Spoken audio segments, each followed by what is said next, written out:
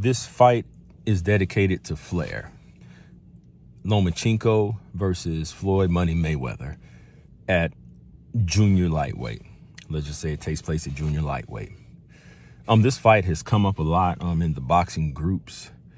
And of course, when you're putting a current fighter or comparing a current fighter to a past fighter, fans tend to get nostalgic. They tend to be extremely biased, get in their feelings, and I get it because I do the same. But what I try to do is be as objective as possible and just look at all angles. Look at it from all angles.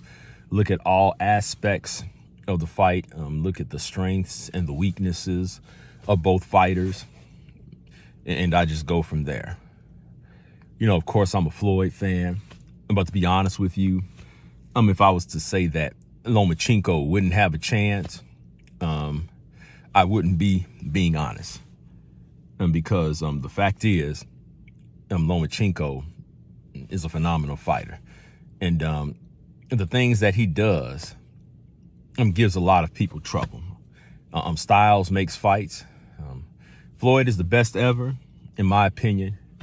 But when you compare the styles, when you look at the weight class that this fight is likely to take place, early in Floyd's career, or at that point in Floyd's career, he struggled with southpaws. Southpaws gave him trouble. And that's not to knock him, but, every fighter has a style that gives them trouble. Roy Jones struggled with southpaws. And so, what made Floyd great is his ability to adjust to just about anything in there. Sometimes he could be cold for the first couple of rounds, but once he downloaded the data, and just saw what you were going to do, he had you. That's why he's undefeated. He's not undefeated from ducking and all this other stuff. Floyd was truly great. Are there fighters that we wish he would have faced? Of course. But you can't fight everybody. There will be one or two fighters that you never face. So it is what it is. As far as Lomachenko goes, the Matrix, known for making guys quit. The likelihood of him doing that to Floyd, it wouldn't happen. It wouldn't happen. But if he executed the right game plan, and see, early in Floyd's career, you could give him trouble if you swarmed him. So Lomachenko, I'm just throwing all these crazy punches from these crazy angles, the crazy footwork.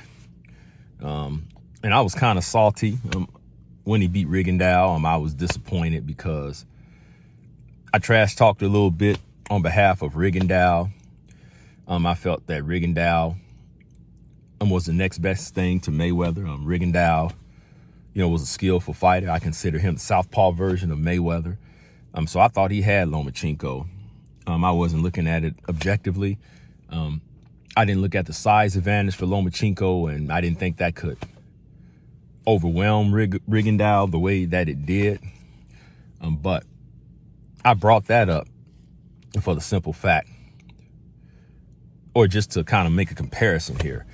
Could he possibly overwhelm Floyd? Could he possibly fluster Floyd with the angles, with the footwork, and just with the things that he does? Could he confuse Floyd? Lomachenko, he confuses opponents, and that's why they quit. They just didn't know what to do. But could Lomachenko run into something? And that's more likely. Would he run into one of those counters from Floyd? And that's the thing. Floyd knows how to make you drop your punch output because of the way he effectively counters. And Floyd is so accurate with his counters that is crazy. That's why Pacquiao wasn't able to throw as many punches as he normally did. I'm not buying the shoulder excuse. I'm sorry, with all due respect. But the way that Floyd fights, he knows how to drop that punch output to where fighters who are accustomed to throwing a lot of punches, they keep their hands at home with Floyd.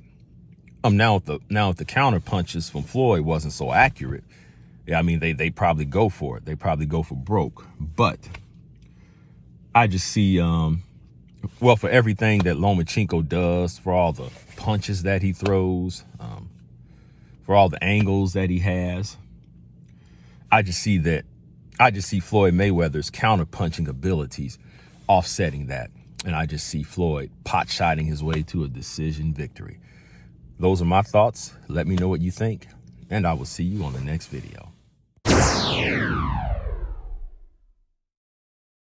Hello again, boxing world, and welcome to another edition of Fantasy Bout Hour, the channel dedicated to bringing you fantasy matchups on a regular basis. If there's a particular matchup that you want me to cover, please leave it in the comment section, and I promise to honor your request. If your request has gotten lost in the shuffle somehow, feel free to send me a reminder. Please consider subscribing. Please share these videos, share this channel. I'd greatly appreciate it. The fight that I'll be covering in this video comes by way of request, and it is coming from Terrell C. I thank you for your request, and I thank you for your participation in the channel. The fight that he mentioned is a good one. I used to think about this one back in the day. I was hoping that this one would take place back in the day, and that is Kirk Bubba Johnson versus Layman Brewster. I think this would have been an excellent fight between two hard-hitting heavyweights. And I think that the 2000s, from about the year 2000 to 2010, is a forgotten era in boxing. Top fighters were still active, fighting often.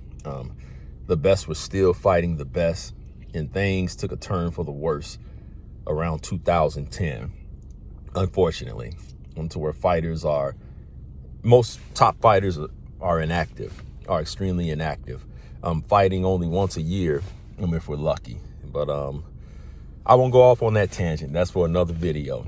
But the 2000s, that was a forgotten decade in boxing, to where you had some good fighters, some good heavyweights. That was the Klitschko era. But Kirk Bubba Johnson versus Layman Brewster would have been a great one. And let me tell you, the way these guys hit, someone is going down. With that much power in the ring, I don't see this fight going the distance. And it just depends on who can land first. It just depends on who can be first, who can get to their opponent first. So, excuse me. I could be wrong, but, I think Layman Brewster is more battle-tested. I think that he has a better resume. Kirk Bubba Johnson had some great potential. I would have loved to see him fight Lennox Lewis at some point, but I think that Kirk Johnson's conditioning was his downfall. His conditioning, lack of consistency. But the guy had power. And I was so disappointed that he didn't beat John Ruiz. That was definitely a winnable fight. I know John Ruiz had a tendency to wrestle in there, to clinch, to be physical. And it worked to his advantage, so I don't knock him. But I think he lost his nerve in the John Ruiz fight. And I think he was hitting John Ruiz low to get out of the fight. And I hate when fighters do that, especially a fighter with that much potential. As far as Layman Brewster, his most notable win is against Klitschko. We saw him knock the daylights out of Andrew Galata. So that guy has some power. But I can't say it again. This was a great era for the heavyweights. The last great heavyweight era, with Lennox Lewis being the last undisputed heavyweight champion. So, yes, would have been a great fight. It should have taken place, especially if both guys show up in shape. If they both show up in shape, if they both show up at their best. As far as who I would lean towards, I'm not sure. Well, let me just say that both of these guys pretty much had the same style. Both stocky heavyweights who dipped their heads when they threw their jabs. Both of them had tremendous left hooks, especially Layman Brewster. And yes. So as far as I'm concerned, I just wanted to see the fight. I wasn't too concerned about who would win, but and this is another one of those tough ones. Y'all giving me these tough ones, which is good. It's causing me to think, and it's stretching my boxing brain. It's definitely doing that. But out of the two, they're pretty even as far as skill level. But if I just had to pick, if I would just press to choose who was better between the two, I'd have to go with Layman Brewster. I really would. Kirk Johnson had potential, like I said, but he lost his way along the way. So I'm going to go with a Layman Brewster knockout in this one. So those are my thoughts. Let me know what you think, and I will see you on the next video.